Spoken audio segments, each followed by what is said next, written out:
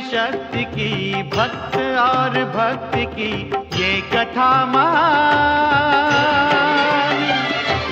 शिव महापुराण, शिव महापुराण, शिव महापुराण। ओम नमः शिवाय, नमः शिवाय, नमः शिवाय। ओम नमः शिवाय, नमः शिवाय, नमः शिवाय। ओम नमः शिवाय, नमः शिवाय, नमः शिवाय।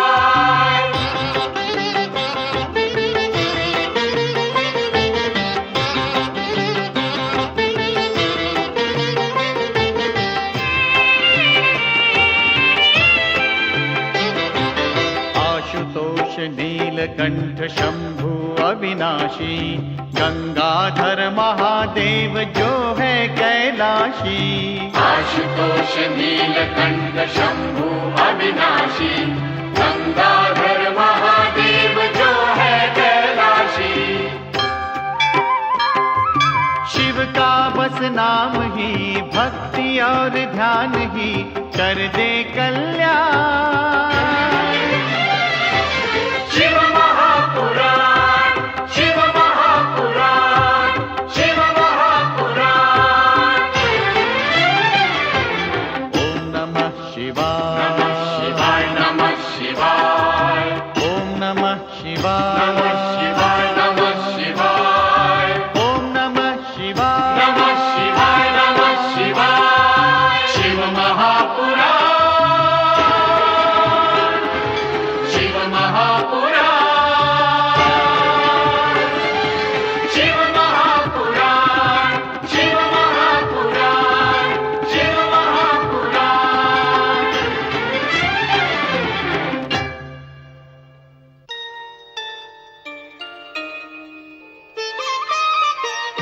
शिव भक्ति में लीन श्रीकर को उसकी ग्वालन माता गोपा के कोप से बचाने के लिए भगवान शिव स्वयं श्रीकर का रूप धारण करके वन में गौएं चराने चले जाते हैं।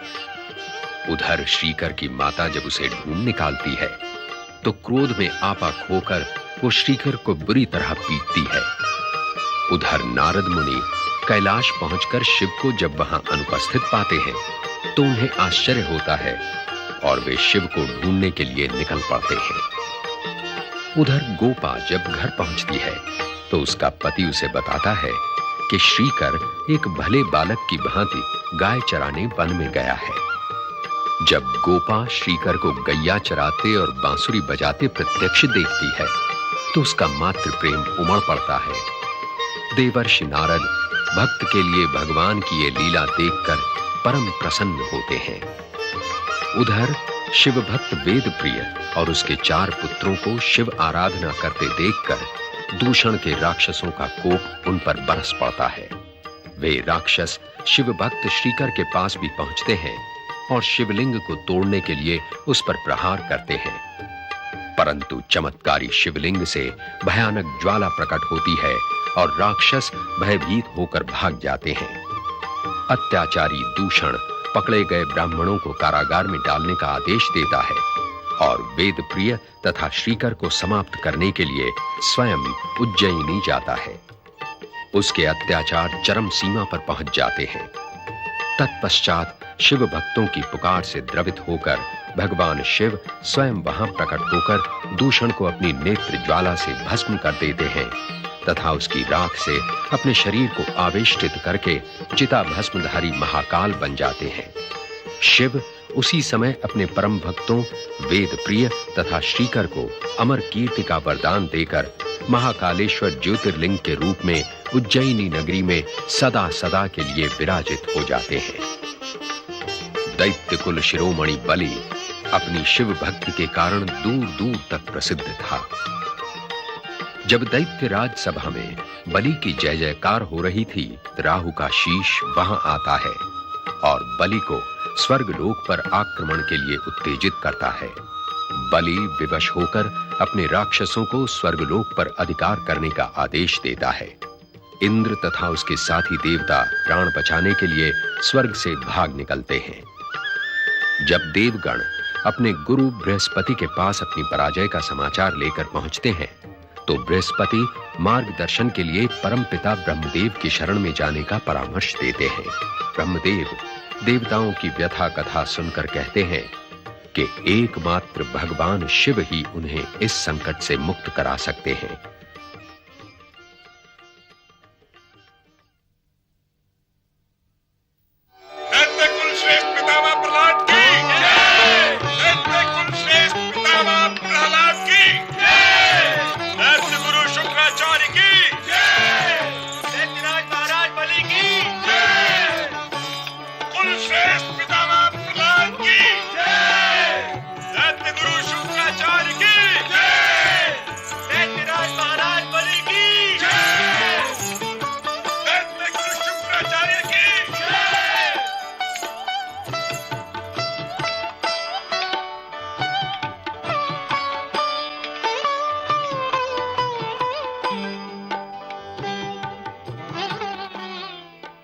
पितामह, आज हम धन्य हुए। स्वर्ग विजय के इस अवसर पर आपने यहाँ पधारकर हम दैत्यों को सम्मान दिया है। महाराज प्रहलाद, दैत्यों ने अपने बाहुबल से ये स्वर्ग सिंहासन प्राप्त किया है। दैत्यों का स्वर्ग पर अधिकार करना हम सब के लिए गौरव की बात है। आप दैत्य कुल श्रेष्ठ हैं पितामह। इस स्वर्ग सिंहासन पर बैठने का आपको अधिकार है।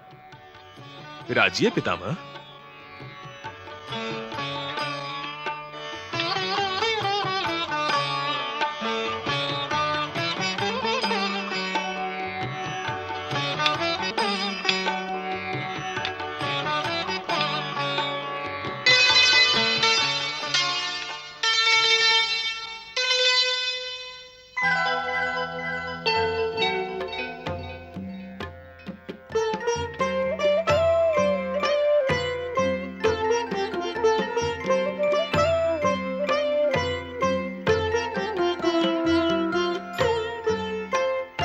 पौत्र बलि, जिसने अपना सर्वस्व त्याग कर संन्यास धारण कर लिया हो, उसे भला राज सिंहासन से क्या मोह? ये राज सिंहासन तुम्हारा है। तुमने इसे अपने बाहुबल से प्राप्त किया है। पितामह, स्वर्ग विजय हमें दैत्य गुरु शुक्राचार्य के आशीर्वाद से प्राप्त हुई है। दैत्य गुरु, इस कृपा के लिए हम सभी आपके कृतज्ञ हैं। अब आप दैत्यराज बलि के स्वर्ग आरोहण के उपलक्ष्य में राज तिलक करके इन्हें राज सिंहासन पर बिठाइए। नहीं, आप दैत्यों के पूर्वज हैं, सम्माननीय हैं, पूज्यनीय हैं। यह शुभ कार्य आपके हाथों ही संपन्न होगा। दैत्य पितामह,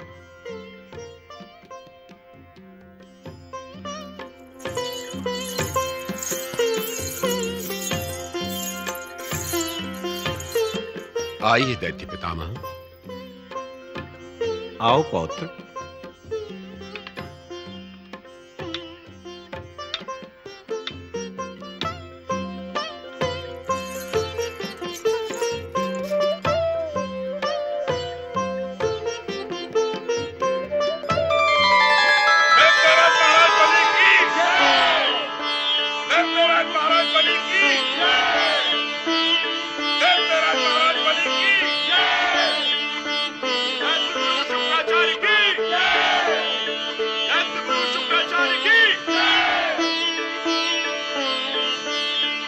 कीर्तिमान भव।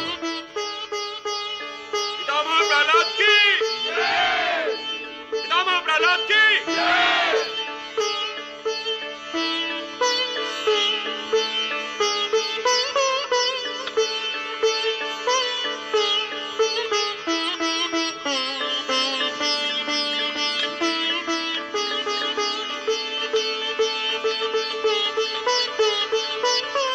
राज सिंहासन पर विराजो पौत्र।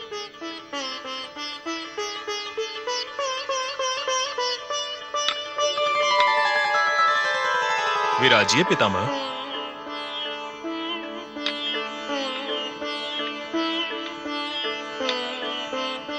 विराजिए गुरुदेव।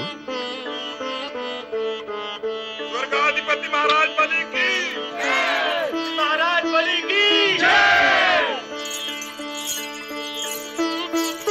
दैत्यराज बलि, हम इस बात से अत्यंत प्रसन्न हैं कि स्वर्ग का सिंहासन तुमने अधर्म या अत्याचार से नहीं, अपने बाहुबल से प्राप्त किया है। इस शुभ अवसर पर हम तुम्हें एक परामर्श देना चाहते हैं। आदेश दीजिए दैत्य पितामह। दैत्यराज बले आपके पौत्र पहले हैं, राजा बाद में। इन पर आपका सर्वदा अधिकार है। आज्ञा कीजिए पितामह। आपकी हर आज्ञा हमें शिरोधार्य है। पौत्र बलि, दैत्यों के माथे पर जो दुष्टता तथा अत्याचार का कलंक लगा है, वो अत्यंत निंदनीय तथा घृणित है। उसे तुम्हें मिटाना होगा। हम आपका तात्पर्य समझ नहीं सके दैत्य पितामह। हम यही चाहते हैं कि दैत्य अधर्म अत्याचार का मार्ग त्याग दें। जो अधर्म अत्याचार करते हैं, उसका कुपरिणाम उन्हें भुगतना पड़ता है। हम आपके विचार से सहमत हैं पितामह।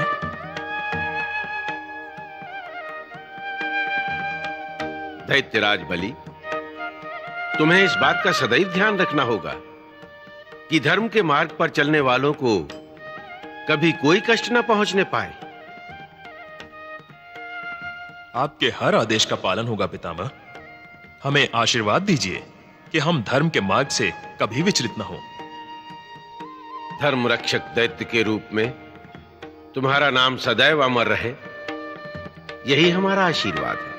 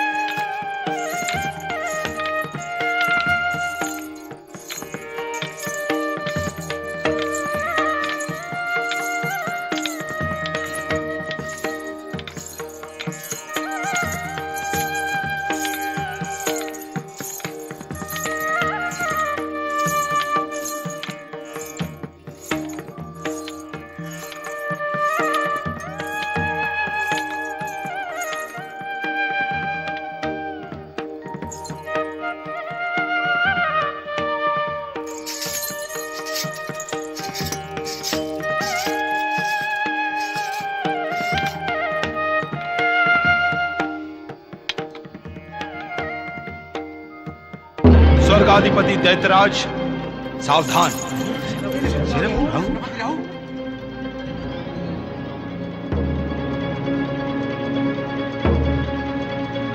दैत्यराज बलि, आपके धर्मात्मा पितामह प्रहलाद आपको धर्म रक्षकों में अमर होने का आशीर्वाद देकर गए हैं।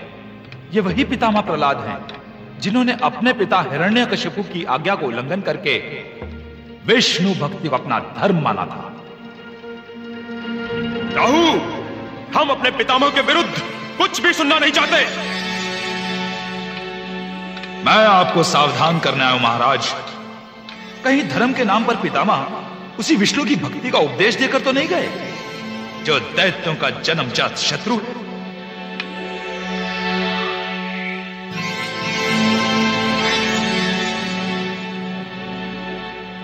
राहु की बात पर ध्यान देना आवश्यक है दैत्यराज।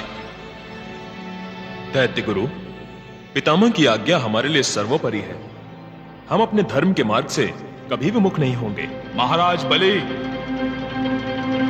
मैं तो आपको सावधान करने आया था महाराज। इस धर्म के मार्ग पर चलकर कहीं आप अपना दैत्य धर्म ना भूल जाए।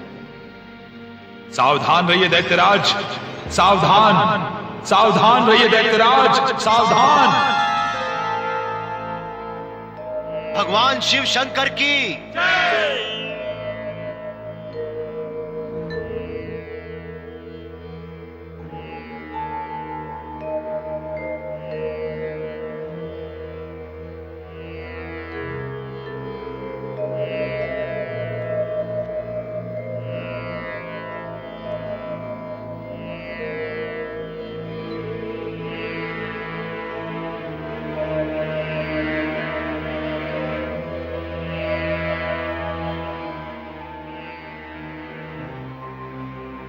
विश्वेश्वर, ब्रह्मदेव की आज्ञा से हम आपकी शरण में आए हैं। कृपया हमें इस संकट से उबारिए दीनानाथ। देवराज, आप किस संकट की बात कर रहे हैं? अंतर्यामी, आप सब कुछ जानते हैं। आपके परम भक्त विरोचन के पुत्र दैत्यराज बलि ने बलपूर्वक स्वर्ग पर अधिकार कर लिया है। हम चिंतित हो गए हैं महादेव। हमने तो देवताओं तथा दैत्यों का विवाद समाप्त करने के लिए सदैव ही प्रयत्न किया है, किंतु देवताओं ने न्याय का साथ नहीं दिया। देवराज, देवताओं तथा दैत्यों के संघर्ष की परिणति इसके अतिरिक्त और क्या हो सकती है? आप तो स्वयं जानते हैं कि दैत्यराज बलि ने कपट का प्रतिशोध लिया है। जब तक प्रतिशोध की भावना समाप्त नहीं होगी, संघर्ष तो चलता ही रहेगा। महेश्वर, स्वर्ग देवताओं का है। बलि इस बात को जानते हैं। वे धर्मात्मा है, न्याय प्रिय है। फिर उन्होंने ऐसा अन्याय क्यों किया? प्रतिशोध की भावना के कारण ही ऐसे अनर्थ होते हैं देवगुरु। देवादिदेव, हम आपसे प्रार्थना करने आए हैं। बलि को आप स्वर्ग से निकल जाने का आदेश दीजिए भगवान। देव दैत्यों के इस विवाद में हमें न डालिए। हम तो दोनों के ही आराध्य हैं। दोनों हमारे लिए एक समान हैं। तात्पर्य है कि बलि किसी उपाय से स्वर्ग का सिंहासन नहीं छोड़ेंगे। फिर हमें क्या करना चाहिए महादेव? देवराज, बलि ने बलपूर्वक स्वर्ग का सिंहासन छीना है। उसे बलपूर्वक ही हटाया जा सकता है। देवादिदेव, वो बल हम कैसे प्राप्त करेंगे? कोई उपाय बताइए। देवता धर्म यज्ञ करके बल प्राप्त करें। धर्म का बल सबसे बड़ा बल होता है। धर्म यज्ञ से प्राप्त शक्ति द्वारा स्वर्ग का मार्ग सरल हो जाएगा।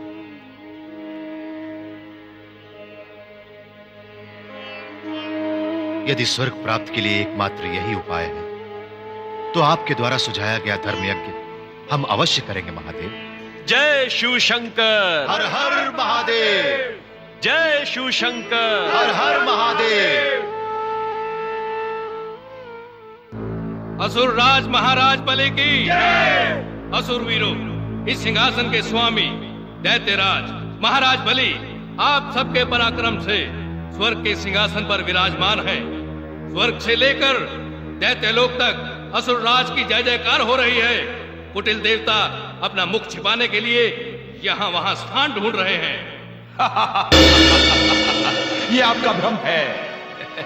ऐसा मिथ्या अनुमान न कीजिए सेना नायक। स्वर्ग का वैभव छिन जाने के पश्चात देवता शांत नहीं बैठेंगे। राहु, पराजित देवताओं में इतना साहस नहीं है कि वे महाराज बलि के पराक्रम को भूल जाएं। दुख तो इसी बात का है कि महाराज बलि स्वयं अपना पराक्रम भूल गए हैं। राहु, जानते हो तुम क्या कह रहे हो? जानता हूं, इसलिए तो कह रहा हूं कि महाराज बलि के आचार विचार में भी परिवर्तन आ गया। राहु, तुम न्यायशील महाराज पर दोषारोपण कर रहे हो। दोषारोपण करने का ना मुझ में साहस है और ना ही मेरी इच्छा, किंतु सत्य कहने के लिए विवश हूं। आज दैत्यराज बलि अपना दैत्य धर्म भूल गए। राहु, तुम्हारा दुर्भाग्य तुम्हारे मुख से बोल रहा है। मैं तो पहले से ही अपने दुर्भाग्य का फल भोग रहा हूं। आज दैत्यों का दुर्भाग्य मेरे मुख से बोल रहा है।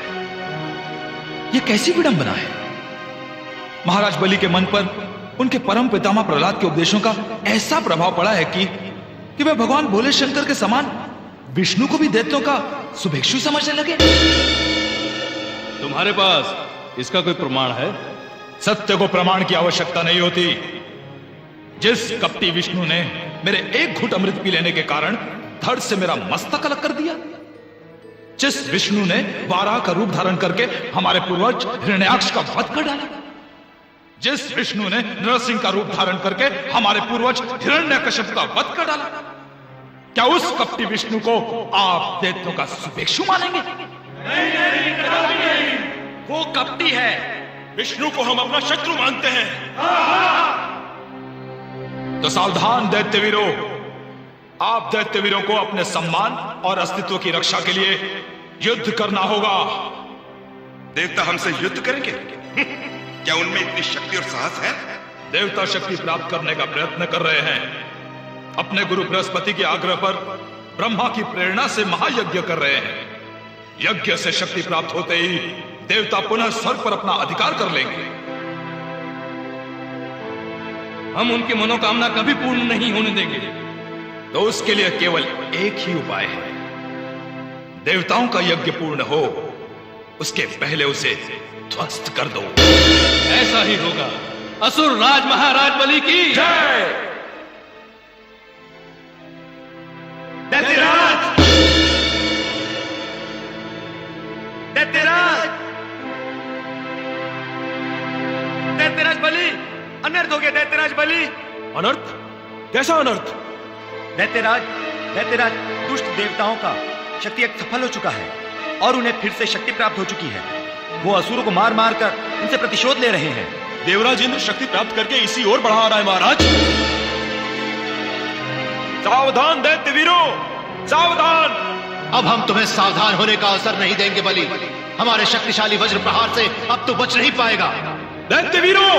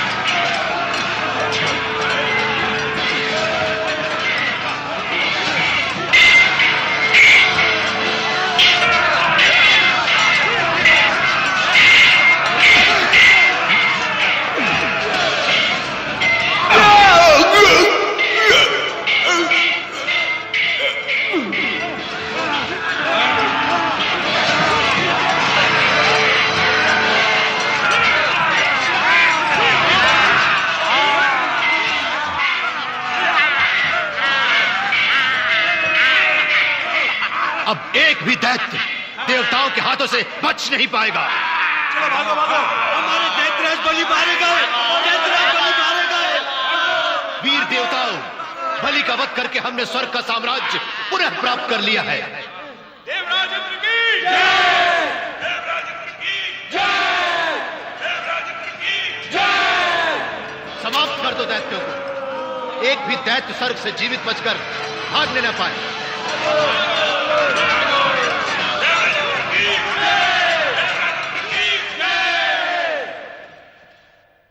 हर हर महादेव, जय शिव शंकर। हर हर महादेव, जय शिव शंकर। हर हर महादेव, जय शिव शंकर। पधारिए ब्रह्मदेव, पधारिए विष्णुदेव, देवगुरु पधारिए।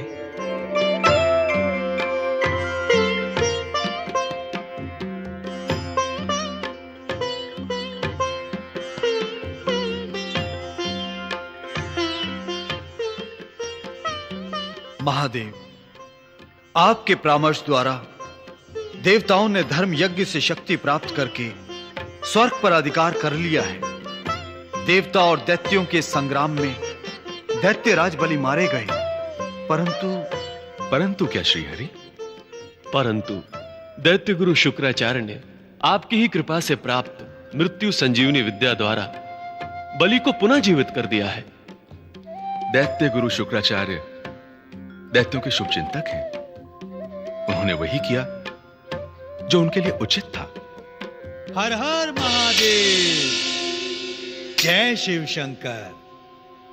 दैत्य गुरु शुक्राचार्य ने बलि को केवल जीवित ही नहीं किया, उन्होंने तो बलि द्वारा त्रैलोक के विजय के लिए नर्मदा तट पर 100 अश्वमेध यज्ञों का संकल्प भी करवाया है। और उनका 100वां अश्वमेध यज्ञ प्रारंभ हो चुका है महादेव। यदि यह 100वां यज्ञ पूर्ण हो गया तो बलि को स्वर्ग, पृथ्वी, पाताल इन तीनों लोक पर अधिकार करने से कोई नहीं रोक सकता। शिवशंकर, इस आने वाली विपत्ति के निवारण के लिए असहाय देवता आपकी शरण में आए हैं, इनकी सहायता कीजिए महादेव। भगवान विष्णु, विपत्ति आने पर आपने सदा ही देवताओं की सहायता की है। इस बार आपने इन्हें कोई उपाय नहीं सुझाया? नारायण नारायण। प्रभु, सभी उपायों के जन्मदाता तो आप हैं। आप जन्म मरण का विधान भी बदल सकते हैं। परमपिता ब्रह्मदेव, भगवान विष्णु आपकी आज्ञा के अधीन हैं। नारद ठीक कह रहे हैं शंभु। संकट के समय जब कोई उपाय सुझाई नहीं देता तो हम आप ही की शरण में आते हैं। यदि बलि का 100वां अश्वमेध यज्ञ पूर्ण हो गया तो हमारा क्या होगा भोलेनाथ? प्रभु, देवताओं की दशा क्या होगी ये आप भली भांति जानते हैं। दैत्य हमारे जन्मजात शत्रु हैं प्रभु। यदि दैत्यों का तीनों लोक पर अधिकार हो गया तो हम देवताओं का क्या होगा? महादेव, यज्ञ पूर्ण होते ही दैत्य गुरु शुक्राचार्य सर्वप्रथम बलि को पुनः स्वर्ग पर अधिकार पाने के लिए उत्तेजित करेंगे। अब आप ही बताइए महादेव, आश्रयहीन देवता कैसे जिएंगे, कहां जाएंगे वो? परिस्थिति की गंभीरता पर विचार कीजिए नाथ। आप ही बताइए, इस संकट की घड़ी में हम क्या करें? परिस्थिति की गंभीरता को हम भली भांति समझते हैं देवराज। इस संकट से उबारने के लिए देवताओं के रक्षक भगवान विष्णु कोई ऐसा उपाय सोचे जिससे देवता, दानव, मानव सभी का कल्याण हो। देवादिदेव, मेरा प्रत्येक कार्य आप ही की प्रेरणा से होता है। आपकी आज्ञा अनुसार सौंपा गया ये उत्तरदायित्व मैं अवश्य निभाने का प्रयत्न करूंगा। जय शिव शंकर। देवता निश्चिंत रहें, उनके संकट का निवारण हो गया। नारायण नारायण। जय शंकर। हर हर महादेव। ओम काल कालः कृपानिधि सर्वेश्वराय नमः स्वाहा। काल कालः कृपानिधि सर्वेश्वराय नमः स्वाहा। पिनाकी शशिशेखराय नमः स्वाहा। शंकर शूलपाणियाय नमः स्वाहा। वामदेवो निरूपाक्षाय स्वाहा। ओम तत्पुरुषाय नमः स्वाहा। ओम ईशानाय नमः स्वाहा। ओम नमो भगवते रुद्राय स्वाहा। ओम सद्योजाताय नमः स्वाहा। ओम वामदेवाय नमः स्वाहा। ओम अघोराय नमः स्वाहा। ओम तत्पुरुषाय नमः स्वाहा।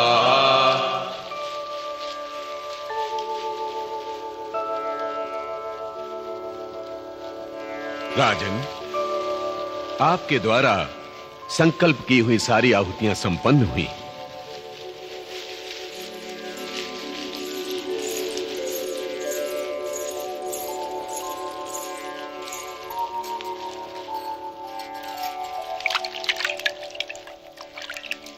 सौभाग्यवती भव, यशस्वी भव।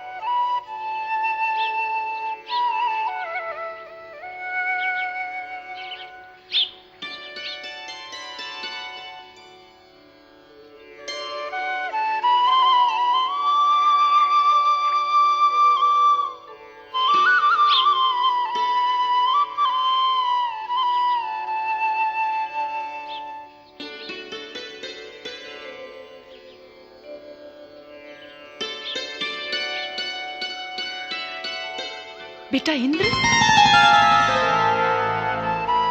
प्रणाम माते।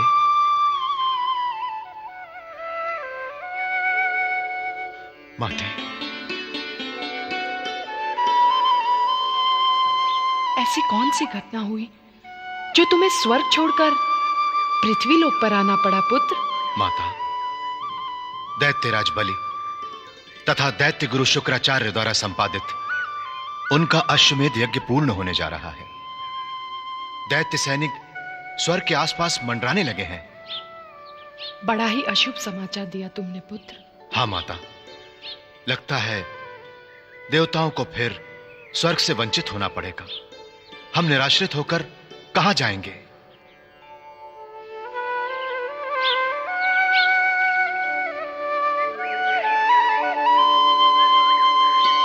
तुम नारी शक्ति को नहीं जानते पुत्र। मैं ऐसा कदापि नहीं होने दूंगी, कदापि नहीं। इसी आशा से आपके पावन चरणों में आया हूं माते। मैं तुम्हारे पिता कश्यप ऋषि से प्रार्थना करूंगी। वे स्वर्ग की रक्षा का कोई न कोई उपाय अवश्य बताएंगे। पिताश्री देवता और दैत्य दोनों के जन्मदाता हैं। वे आपकी बातों पर ध्यान देंगे माते? अवश्य देंगे। मैं उन्हें मनाऊंगी। आओ मेरे साथ।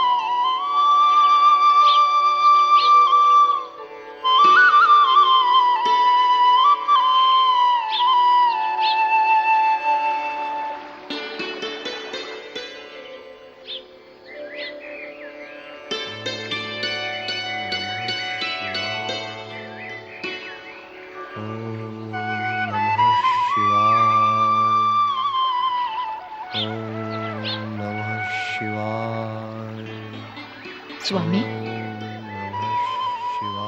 आंखें खोलिए,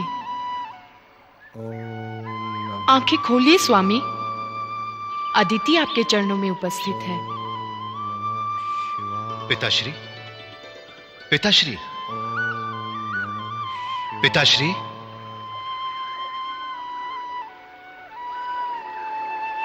पुत्रेंद्र, तुम यहां? हमारे पास आने का कारण? पिताश्री, हमारे दैत्य बंधुओं ने शत्रुता की अग्नि को पुनः दावानल की तरह फैलाने का कार्य आरंभ कर दिया है। आप तो जानते ही हैं, दैत्यराज बलि अपना अश्वमेध यज्ञ पूर्ण कर रहे हैं। स्वामी, 100वां यज्ञ पूर्ण होते ही दैत्य शक्ति प्राप्त करके सर्वदा के लिए स्वर्ग पर अधिकार प्राप्त कर लेंगे। मेरे देवता पुत्र निराश्रित हो जाएंगे। ऐसा कदापि न होगा पुत्र। पुत्र, तुम निश्चिंत रहो। आती हुई विपत्ति देखकर कोई कैसे निश्चिंत रह सकता है स्वामी? पिताश्री, 100 अश्वमेध यज्ञ पूर्ण होते ही बलि स्वर्ग के सिंहासन पर बैठ जाएंगे। फिर उन्हें कोई भी शक्ति नहीं हटा सकती। दैत्य गुरु शुक्राचार्य इसी उद्देश्य से अश्वमेध यज्ञ पूर्ण कर रहे हैं। बड़ी विचित्र परिस्थिति है।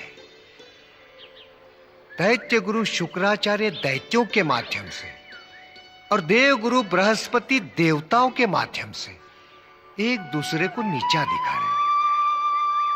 और मेरी दोनों पत्नियां दीति और अदिति अपने अपने पुत्रों के माध्यम से एक दूसरे को नीचा दिखा रही हैं। और मैं दोनों का पिता हूं। दैत्य और देवता दोनों ही मेरे पुत्र हैं।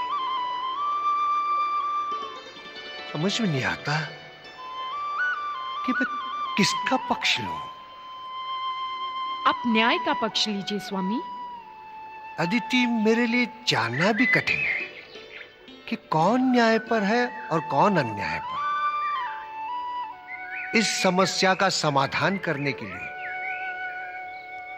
हमें परमपिता ब्रह्मा की शरण में जाना होगा।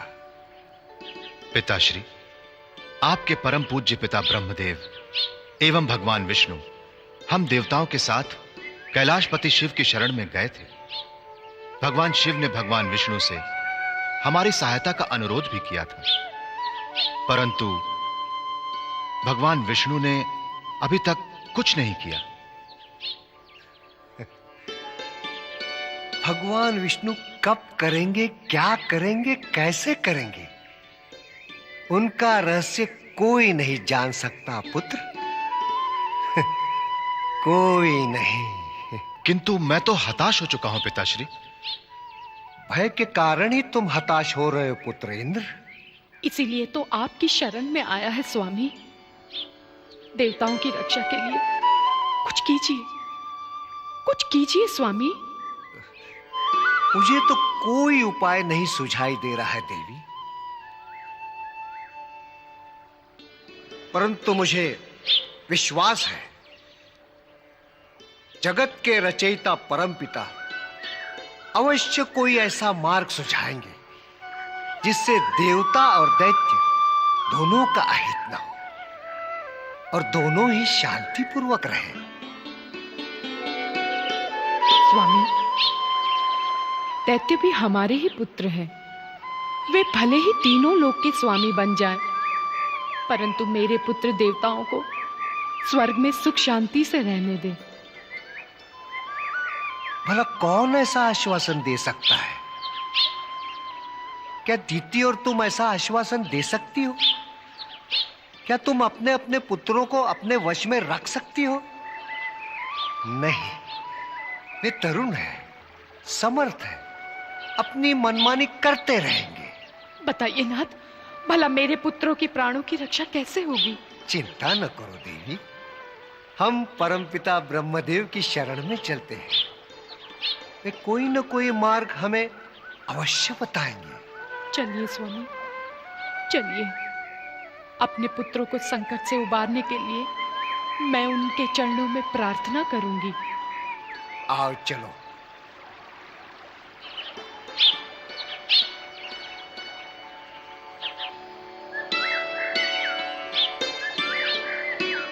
ओम नमः शिवाय। त्राहिमाम, त्राहिमाम, त्राहिमाम, त्राहिमाम, शिवाय। त्राहिमाम, त्राहिमाम, त्राहिमाम, त्राहिमाम, त्राहिमाम परमपिता, त्राहिमाम।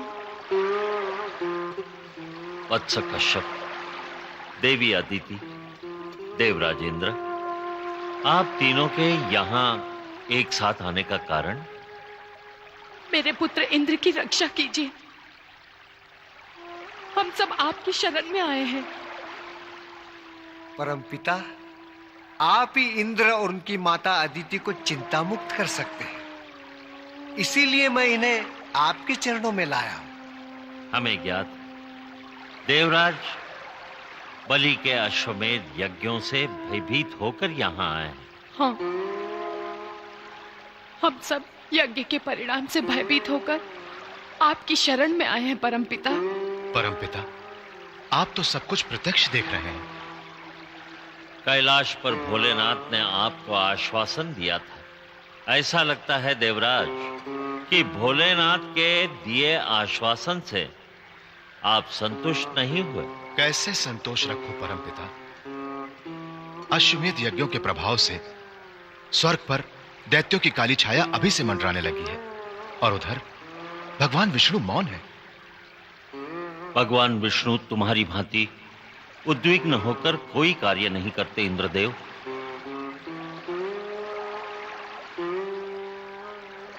वे देवताओं के प्रिय हैं तो दैत्यों को अपना शत्रु नहीं समझते। अधर्म, अकर्म, सृष्टि के प्रतिकूल प्रत्येक कार्य उनके शत्रु हैं। वे समय पर ही उचित कार्य करते हैं।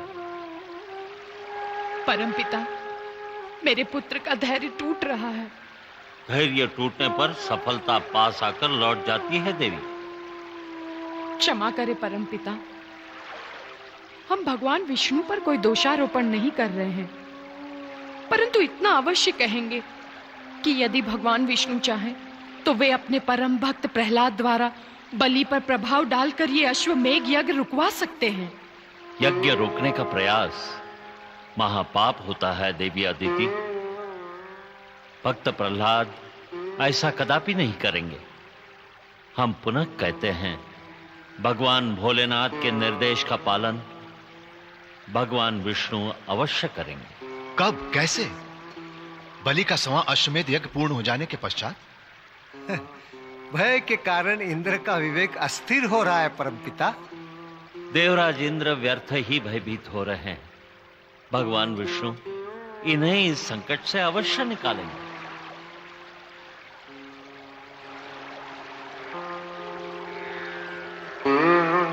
भगवान विष्णु की कृपा प्राप्त करने का कोई उपाय बताइए परमपिता।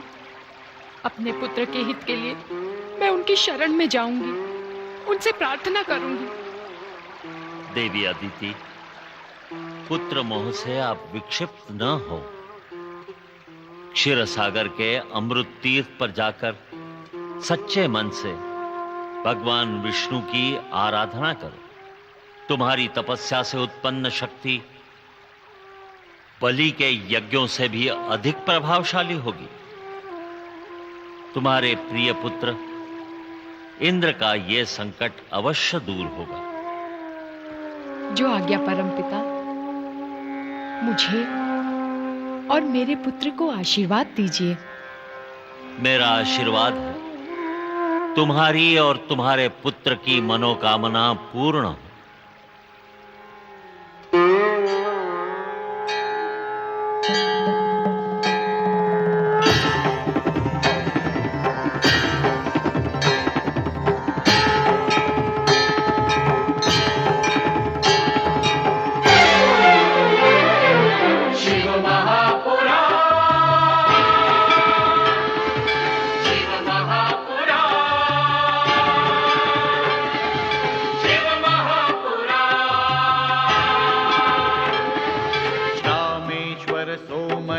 जय भीमा शंकर, महाकाल वैद्यनाथ जय केदारेश्वर।